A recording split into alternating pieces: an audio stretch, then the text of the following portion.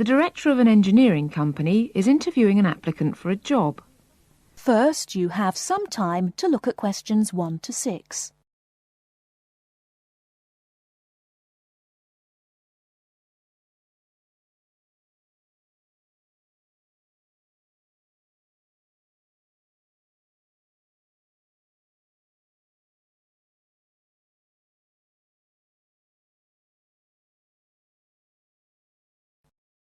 Now we shall begin. You should answer the questions as you listen, because you will not hear the recording a second time. Listen carefully and answer questions 1 to 6. Good morning. It's Mr. Robinson, isn't it? Have a seat. Stephen Robinson. Yes. Is that S-T-E-V-E-N or P-H? It's V. OK. I've got your letter of application, but I need a few more details for the file. Now, you're from Manchester. What exactly is the address? Yes, it's Dynevor Gardens, that's D-Y-N-E-V-O-R, Prestwich. Thanks. And telephone? Well, it isn't mine, it's the landlord's, but I can be contacted. It's 483-250. Uh-huh. The landlord lives in, does he? Well, he has the flat downstairs, and he's a friend of the family anyway. I see. OK. According to your letter, I imagine you were born in, let me see, 1960? 61. Right. And the date? 12th of July. Thank you. And I believe you're married. No, I'm getting married, but not for a few months. Oh, sorry. Well, I mean, congratulations. Is it going to be in Manchester? Well, no, actually. My fiancée's from Wales, so we're getting married in her home village, near Bangor. Oh, how nice. Now, as you know, when you apply for a post with Williams Engineering, we need to find out a few things about both your academic background and more recent work experience, the latter being especially important in respect of this rather specialised position in the area of water management. First of all, A-levels. Yes, I've got 3. Geography, maths and physics. Geography, maths and physics. OK. Before you hear the rest of the conversation, you have some time to look at questions 7 to 10.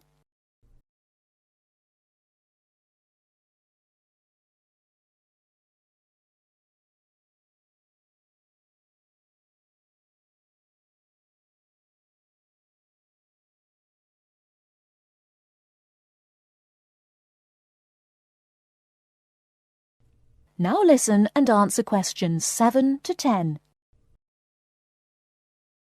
And what about your degree? I went to Sheffield University and got an engineering degree, with water management as my specialisation. Uh-huh.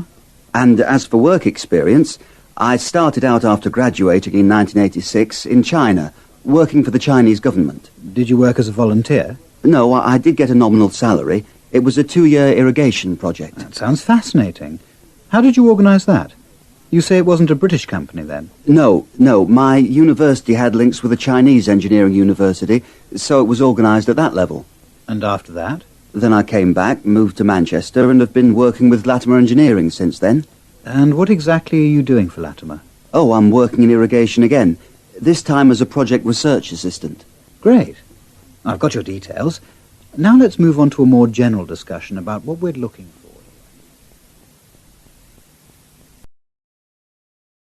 That is the end of part 1. You now have half a minute to check your answers.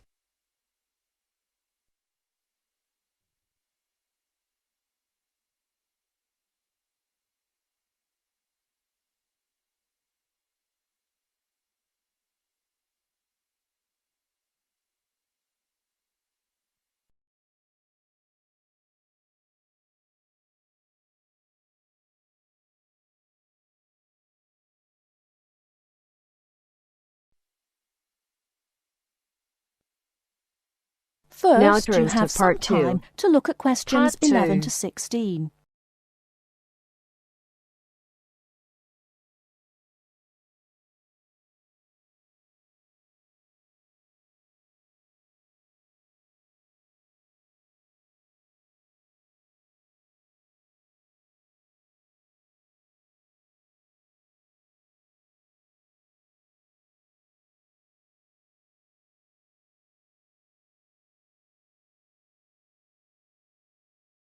Now listen carefully and answer questions 11 to 16. Good afternoon. Hello. How can I help you? I'd like to make a transfer, please. You want to transfer some money? That's fine. Let me just bring up some details. Right, here we are. Can you tell me your name, please? It's Alice Deltour. Okay, and your date of birth? 20th of February 1982. Right, and for security, can I have the first letter of your password? It's B. And the fifth letter? That's F. Fine. Now, where do you want to make the transfer to and from? I'd like to send money from my current account abroad. Which country are you sending it to? To China. My boyfriend is on holiday there, and he's run out of money. Oh dear. China, okay. Now, there are several ways to do this. We can do it by credit card, by electronic transfer, by cheque or by banker's draft. I'm not sure. What's the best way? Well, that all depends. The simplest way is by cheque, really. I just write the cheque and send it. Yes, but it can be very slow and take a long time for the money to clear, between 3 to 4 weeks. How soon do you need the money to get there? I'd like it to get there in the next couple of weeks. So really, sending a cheque is going to be too slow? Yes, I think so. Let's look at electronic transfer then. This usually takes between 2 and 5 working days. That's 2 to 5 days. Working or business days. If you send it on Friday, it will get there the following Friday at the latest. I see. That's much better. Yes, but we do charge a fee for this. We charge a flat fee of £21, and on top of that, the receiving bank may charge a fee, and an agent may also charge you for transferring the money between banks. So, how much is it altogether? We can't give you an exact amount. You need to check it with the receiving bank and any agents that they use. I see.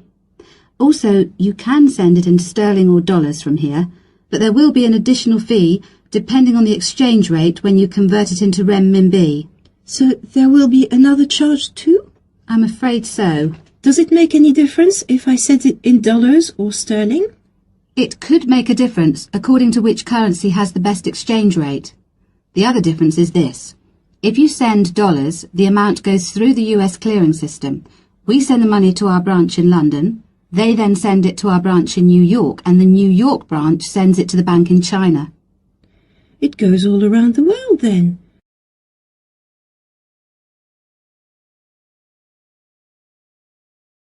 Before you hear the rest of the talk, you have some time to look at questions 17 to 20.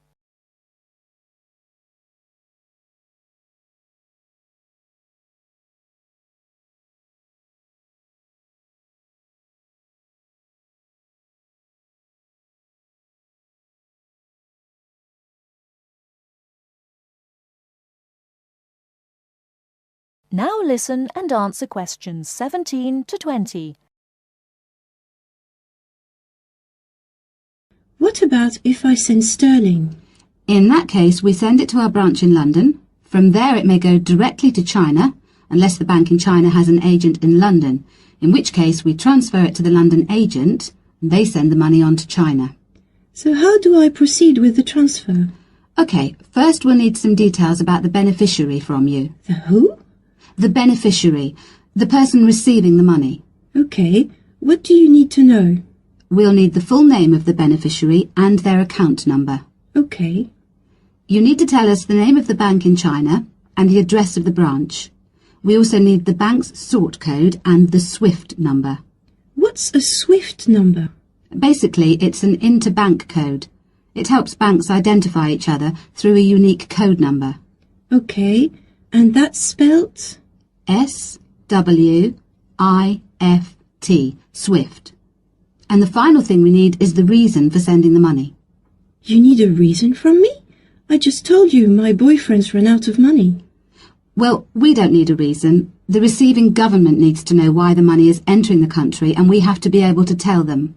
OK, so from me you need the bank's name, the address of the branch, the sort code and SWIFT number, the beneficiary's name and account number, and a reason for sending the payment. Yes, that's correct. OK, so I'll check these out and come back to you with them so we can go ahead with the transfer.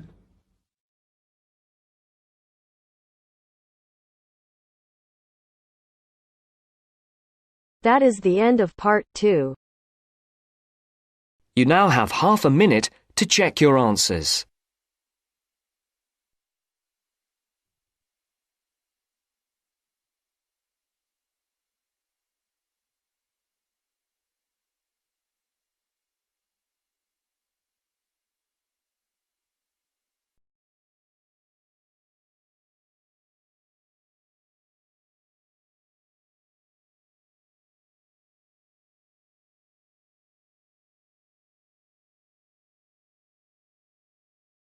अगर listening के साथ साथ आप speaking की भी practice करना चाहते हैं तो हमारी अपनी एप्लीकेशन है baby code isles, please download करो।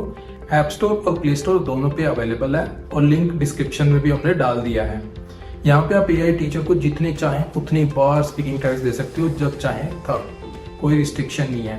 और अगर आप चाहते हो कि टीचर आपको आपके बैंड स्कोर बताए, आपकी मिस्टेक बताए और कैसे आप 5 बैंड से 7 बैंड इंप्रूव कर सकते हो, तो प्लीज यूज करो मेरा promo code IELTS50। Do not forget my promo code is IELTS50.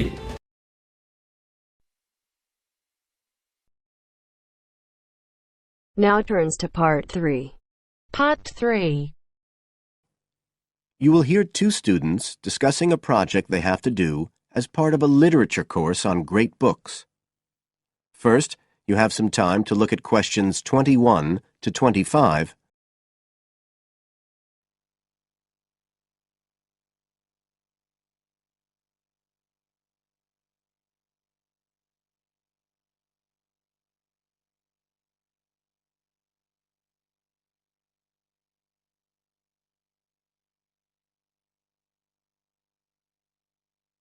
Now listen carefully and answer questions 21 to 25. Hi, Joey. How are you doing? I heard you were sick. Oh, hi, Olivia. Yeah, I had a virus last week, and I missed a whole pile of lectures, like the first one on the great books in literature, where Dr. Castle gave us all the information about the semester project. I can give you copies of the handouts. I've got them right here. That's okay. I already collected the handouts, but I'm not very clear about all the details. I know we each have to choose an individual author. I think I'm going to do Carlos Castaneda. I'm really interested in South American literature. Have you checked he's on the list that Dr. Castle gave us? We can't just choose anyone. Yeah, I checked. It's okay. Who did you choose? Well, I was thinking of choosing Ernest Hemingway, but then I thought, no, I'll do a British author, not an American one. So I chose Emily Bronte. Okay. And first of all, it says we have to read a biography of our author. I guess it's okay if we just look up information about him on the internet? No, it's got to be a full-length book. I think the minimum length's 250 pages. There's a list of biographies. Didn't you get that? Oh, right. I didn't realize we had to stick with that. So, what do we have to do when we've read the biography? Well, then we have to choose one work by the writer. Again, it's got to be something quite long. We can't just read a short story. But I guess a collection of short stories would be okay? Yes, or even a collection of poems, they said. But I think most people are doing novels. I'm going to do Wuthering Heights. I've read it before, but I really want to read it again now I've found out more about the writer. And then the video. We have to make a short video about our author and about the book. How long has it got to be? A minute. What? Like 60 seconds? We got to give all the important information about their life and the book we choose? Well, you can't do everything. I wrote it down somewhere. Yes, Dr. Castle said we had to find or write a short passage that helps to explain the author's passion for writing, why they're a writer. So we can back this up with reference to important events in the writer's life, if they're relevant. But it's up to us, really. The video's meant to portray the essence of the writer's life and the piece of writing we choose. So when we read the biography, we have to think about what kind of person our writer is. Yes, and the historical context and so on. So for my writer, Emily Bronte, the biography gave a really strong impression of the place where she lived and the countryside around. Right. I'm beginning to get the idea. Before you hear the rest of the talk, you have some time to look at questions 26 to 30.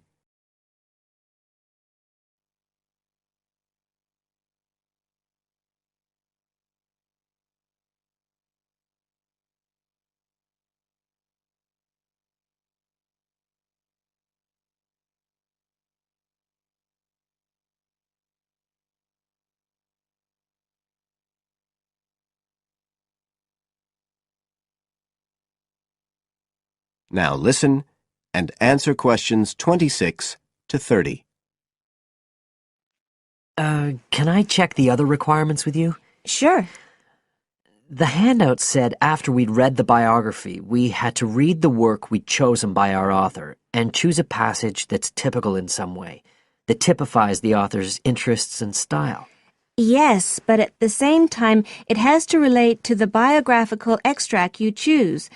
There's got to be some sort of theme linking them. Okay, I'm with you. And then you have to think about the video. So are we meant to dramatize the scene we choose? I guess we could, but there's not a lot of time for that. I think it's more how we can use things like sound effects to create the atmosphere, the feeling we want. And presumably visuals as well? Yeah, of course. I mean, I suppose that's the whole point of making a video. But whatever we use has to be historically in keeping with the author. We can use things like digital image processing to do it all. So we can use any computer software we want? Sure. And it's important that we use a range, not just one software program. That's actually one of the things we're assessed on. Okay. Oh, and something else that's apparently really important is to keep track of the materials we use and to acknowledge them. Including stuff we download off the internet, presumably? Yeah, so our video has to list all the material used with details of the source in a bibliography at the end. Okay. And you were talking about assessment of the project. Did they give us the criteria? I couldn't find anything on the handout. Sure. He gave us them in the lecture. Let's see, you get 25% just for getting all the components done. That's both sets of reading and the video. Then the second part is actually how successful we are at getting the essence of the work. They call that content, and that counts for 50%. Then the last 25% is on the video itself, the artistic and technical side. Great. Well, that sounds a lot of work, but a whole lot better than just handing in a paper. Thanks a lot, Olivia. You're welcome. That is the end of part 3. You now have half a minute to check your answers.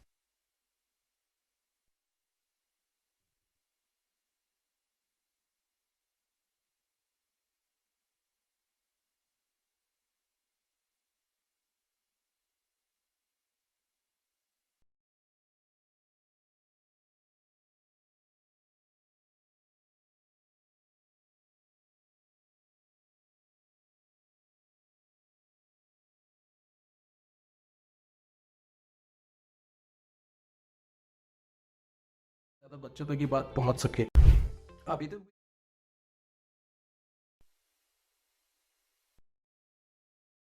Part 4. You are going to hear a talk on Anne Bonny, a female pirate. First, you have some time to look at questions 31 to 35.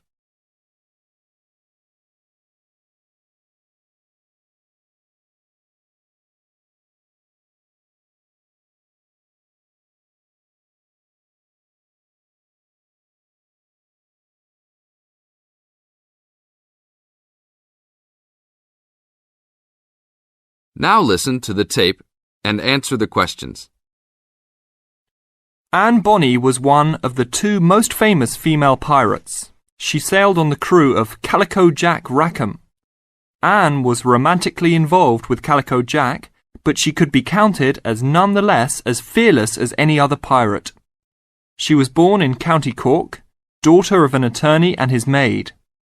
The lawyer left Ireland in disgrace, but found fortune in the Carolinas. There, he amassed a fortune and bought a large plantation. A ne'er-do-well pirate sailor named James Bonny married Anne in an attempt to steal the plantation. but Anne's father instead disowned her. Bonnie then took Anne to the Bahamas, where he turned informer to Governor Woodes Rogers, turning in any sailor he didn't like as a pirate for a handsome reward. Anne quickly grew to dislike her spineless husband and quickly caught the eye of one Calico Jack Rackham, a pirate of some renown. Governor Rogers had recently passed an amnesty for pirates, which left Bonnie out of work. The admiration between Anne and Calico was mutual. Calico Jack was a handsome man who knew how to spend money as well as steal it. Anne was a well-endowed lass with a fiery spirit and a temper that matched that of any man. In any event, Calico offered to buy Anne from Bonnie, but Bonnie instead took the matter up with Governor Rogers, who said that Anne was to be flogged and returned to her true husband. That night, Calico and Anne slipped out in the harbour, stole a sloop, and began a life of piracy together.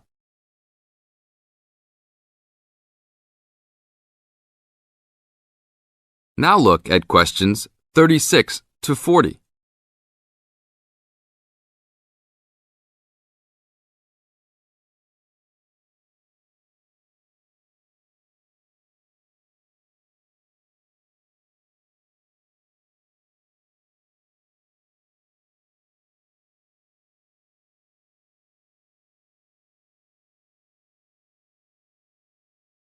Questions 36 to 40. Anne fought in men's clothing, was an expert with pistol and cutlass, and considered as dangerous as any male pirate. She was fearless in battle, and often was a member of any boarding party. In October of 1720, retribution was close at hand. The governor of Jamaica, hearing of Calico's presence, sent an armed sloop to intervene and capture the captain and crew. Calico's ship, Revenge, was caught by surprise, and much to Anne's dismay, the pirates fought like cowards and were taken far too easily. Anne and Mary Read were also captured, but, upon capture, confessed their sex and pleaded to be tried separately after they gave birth. Both women were pregnant at the time.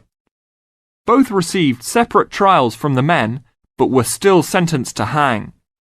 Mary Read escaped the hangman by dying from fever while in jail.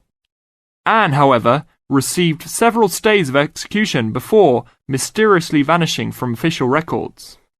It is believed that her father, who had contacts in the island, forgave his daughter for her acts and ransomed her back to the Carolinas, where she assumed a new name and a new life. That is the end of part 4. You now have half a minute to check your answers.